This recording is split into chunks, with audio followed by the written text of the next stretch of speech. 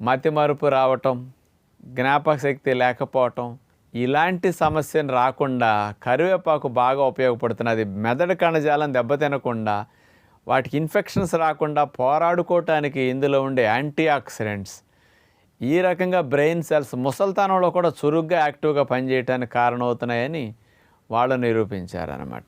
మూడవ పరిశోధన 2014 సంవత్సరం తమిళనాడులో జరిగింది, మన ఇండియాలోనే.